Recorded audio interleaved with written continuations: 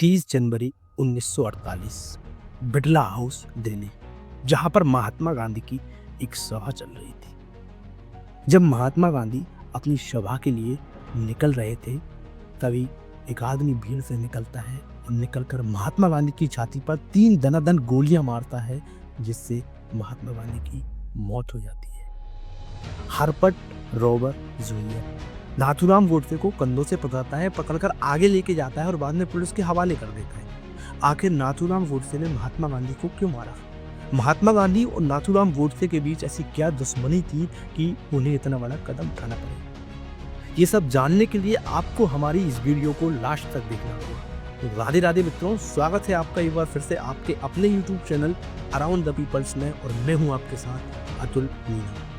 तो आइए बिना देर किए हुए वीडियो में आगे बढ़ते हैं। 19 मई 1910 को विनायक वामनराव गोडसे एवं लक्ष्मी नप गोदावरी गोडसे के घर पर एक बालक का जन्म होता है, बचपन में जिसका नाम रामचंद्र रखा जाता है, आज जिसे हम नाथूराम गोडसे के नाम से जानते हैं। वही नाथूराम गोडसे जिसने महात्मा गांधी की गोली मारकर हत्या करी, और आज पूरे देश में उसे एक हत्यारे के नाम से जाना जाता है। क्या होता है कि जो नाथूराम गोडसे होते हैं, उनके जन्म से पहले उनके परिवार में 3 और अन्य लड़कों का जन्म होता है, लेकिन उनकी मौत हो जाती है। और इस वजह से नाथूराम गोडसे का जो बचपन में परवरिश की गई थी, वह एक लड़की के तौर पर की गई थी। क्यों? क्योंकि उन्हें कहीं ना कहीं डर था कि ऐसा ना हो कि नाथूराम गोडसे के साथ भी वही हो जो कि उनके बड़े भाइयों के साथ हुआ। जब तक कि एक अन्य बालक का जन्म इस घर में नहीं हुआ था, तब तक नाथूराम गोडसे को लड़की की तरह रहना पड़ा। एक और बालक के जन्म के बाद नाथूराम गोडसे को अपने जो मूल रूप है उसमें लाया गया था।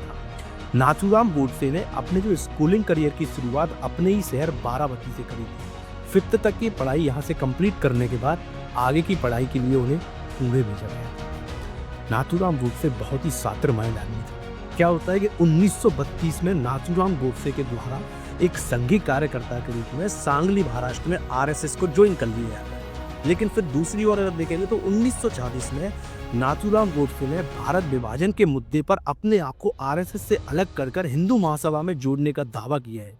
हालांकि ऐतिहासिक कोई भी प्रमाण इस बात का नहीं मिलता है। अब क्या होता है कि नाथूराम गोडसे धीरे धीरे आगे बढ़ते जा रहे थे, और एक समय ऐसा आता है जब उन्हें एक अखबार के जरिए एक न्यूज़ का पता चलता है। यानी कि 12 जनवरी 1948 को टिकर नाम के एक अखबार पर एक खबर छपी थी, जिसमें लिखा हुआ था कि महात्मा गांधी भूख हड़ताल करने वाले हैं। और यहाँ से स्टार्ट हुई थी महात्मा गांधी और नाथूराम गोडसे के जो बीच जो हुआ था उसकी कहानी। क्योंकि नाथूराम गोडसे को यह स्पष्ट हो गया था कि अगर महात्मा गांधी भूख हड़ताल करते हैं तो उनका जो 55 करोड़ सरकार भुगतान करने वाली है, उस निर्णय को पलटने के लिए दबाव डालेगा, और नाथूराम गोडसे ये नहीं चाहता। ये सब सुनने के बाद नाथूराम गोडसे ने महात्मा गांधी को मारने की प्लानिंग स्टार्ट करी, और प्लानिंग के तहत वह उस जगह पर पहुंच जाते हैं जहां पर महात्मा गांधी शोक सभा कर रहे होते हैं। 30 जनवरी 1948 को बिड़ला हाउस दिल्ली से करीब शाम 5 बजे महात्मा गांधी अपने सामान और जत्थे के साथ शोक सभा के लिए निकलते हैं, और रास्ते में एक आदमी भीड़ से निकलकर उन्हें गोली मार देता है। वो आदमी कोई और नहीं, वो नाथूराम गोडसे होता है। वे 3 गोलियां उनकी छाती पर मारता है।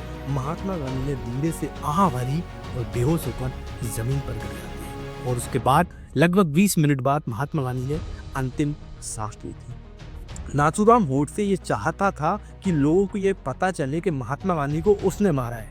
इसी वजह से उसने गोली मारने के बाद अपने हाथ को ऊपर रखा था, जिसमें वह बंदूक रखे हुए था, क्योंकि वह दिखाना चाहता था कि मैंने महात्मा गांधी को पूरे होश और आवाज में मारा है।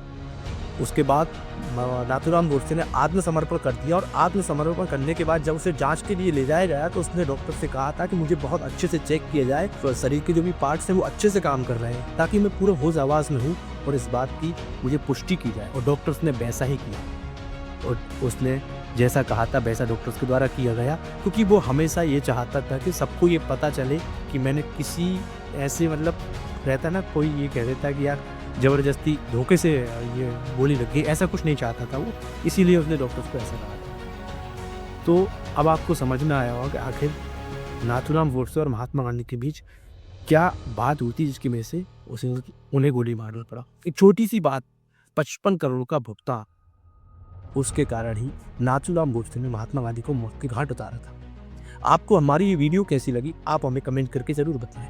बहुत बहुत धन्यवाद।